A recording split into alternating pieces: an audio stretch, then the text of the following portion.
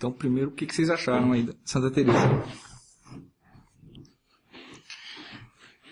É sempre difícil dar assim, pô, o que eu achei desse santo? Eu achei que ele é muito santo.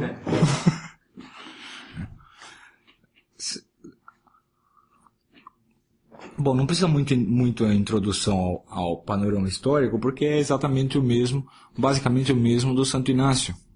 Não é isso? Quer dizer, Santa Teresa, na verdade, é algumas décadas mais nova que Santo Inácio, né?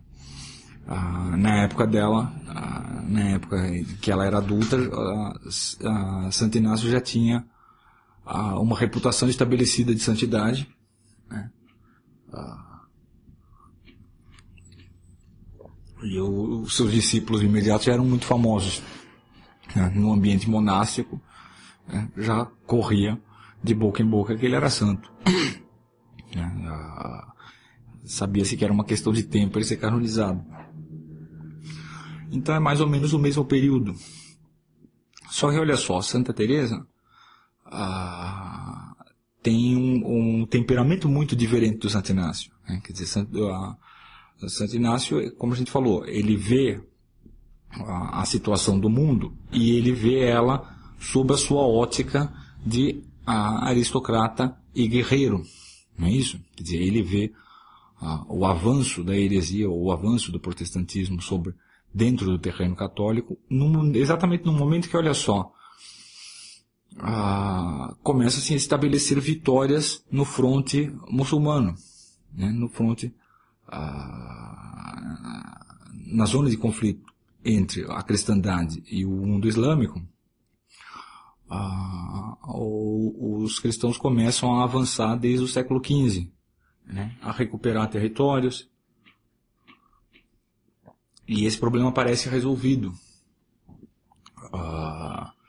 mas ele começa a ser atacado. Então a cristandade sofre uma divisão interna entre protestantismo e catolicismo, e naturalmente do ponto de vista do católico, o protestante aparecia como um monstro mais estranho ainda do que o muçulmano. Isso.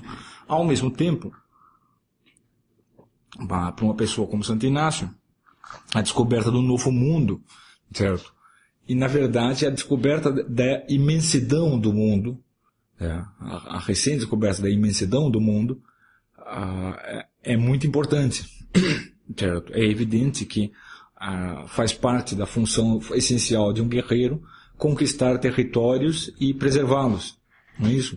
Quando se percebe que o mundo é, vamos dizer, muito maior do que se pensava, é quase que inevitável que a obra jesuíta tome um caráter missionário. Santa Teresa nunca teve esse pensamento, né? Esse tipo de coisa nem ocorre para ela. Ela não era uma pessoa, vamos dizer, de índole, vamos dizer, agressiva ou ativa, né? Pelo contrário, ela parece uma pessoa, algo que caracteriza ela desde a juventude, é uma psicologia muito simples e direta. Não se diz simples, não é no sentido comum da palavra simples hoje, que a gente, quando fala que uma pessoa é simples, a gente está querendo dizer que ou ela é ignorante, ou ela é obtusa, ou as duas coisas. Não é isso? Não, simples e direta. Quer dizer assim, olha só, para ela, as questões da vida aparecem diretamente. Quer dizer, sem muitos meandros psicológicos, como por exemplo num Santo Agostinho. Para o Santo Agostinho nada é simples, certo? Não, o que é o tempo? O que é o mundo? O que é a vida? Tudo isso aí, quando os fenômenos aparecem para ele, certo? Eles são logo problematizados e elevados a uma questão intelectual, né? Para Santa Teresa não. Como assim o que é o tempo? Aqui, ó, tem ontem, hoje, pronto. Você tem algum problema com isso? Né? Nesse sentido, vamos dizer que a psicologia dela é muito simples e direta, e isso é uma das coisas que vai fazer com que a obra dela seja excepcional, seja interessante. O fato dela ter essa psicologia direta, certo? Vai interferir, vai dar para os escritos dela uma qualidade única, que os escritos dos teólogos místicos anteriores, ou mesmo dos místicos anteriores, não têm. Olha só, os místicos anteriores, os grandes místicos anteriores na história do cristianismo, todos eles possuem algo dessa índole intelectual de Santo Agostinho. De modo que ou eles escrevem tratados, certo? Ou eles revestem a descrição dos fenômenos místicos de simbolismos complexos que devem ser, vamos dizer, decifrados por um sujeito que tenha uma índole intelectual do mesmo tipo, semelhante, ou pelo menos uma mesma envergadura intelectual. Santa Teresa não, apesar dela ser bastante inteligente, é evidente nela que uma inteligência lúcida e clara, certo? Ela não tem essa tendência, certo? Ela tem a tendência, não, quando tem um fenômeno místico na mente dela, ela traduzia aquilo por meio das imagens mais simples e imediatas possíveis. É interessante porque contribui para isso o fato de que ela é desde muito nova uma pessoa muito cônscia da sua própria psicologia, como que a mente dela é um terreno aberto, um terreno fácil de decifrar. A mente dela não aparece para ela no começo, por exemplo, como uma selva escura. A maior parte das pessoas que foram buscar a vida mística, elas são assim, mais parecidas com Santo Agostinho ou com Dante, e para eles assim, não, a mente é um lugar obscuro. Eles são pessoas que muito cedo intuíram a vastidão, a imensidão da vida interior humana e perceberam, olha, e eu não conheço nada disso. Tudo isso é muito estranho. A minha mente é algo muito estranho para mim mesmo. Certo? Porque o sujeito percebeu que a mente é imensa.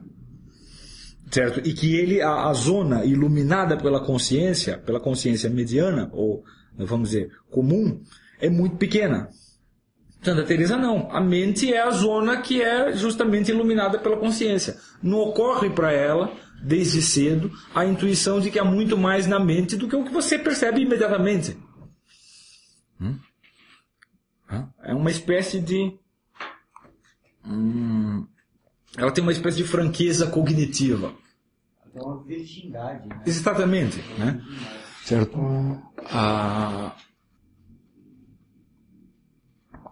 E ela vai então, o que acontece, na medida em que ela vai se dedicar à vida de oração e à vida interior, ela vai descobrindo essas camadas da psique, essas dimensões da alma, certo? E o território vai se ampliando, mas na medida em que ele vai se ampliando, olha só, ele vai se tornando zona iluminada pela consciência.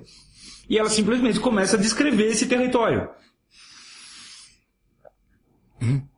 Tá claro isso, hein? De maneira clara. De maneira clara e direta.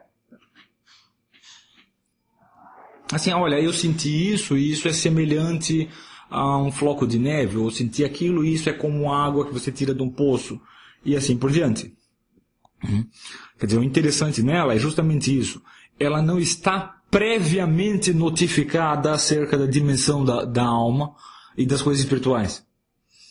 Não é como um Santo Agostinho, ou por exemplo, um São Boaventura, ou um São Tomás. São pessoas que, olha só, antes de você ter uma vida mística profunda, você foi notificado teoricamente, você concebeu teoricamente as dimensões da vida espiritual, da psique e tal. Você já sabe que a psique é um terreno imenso, etc, etc, etc.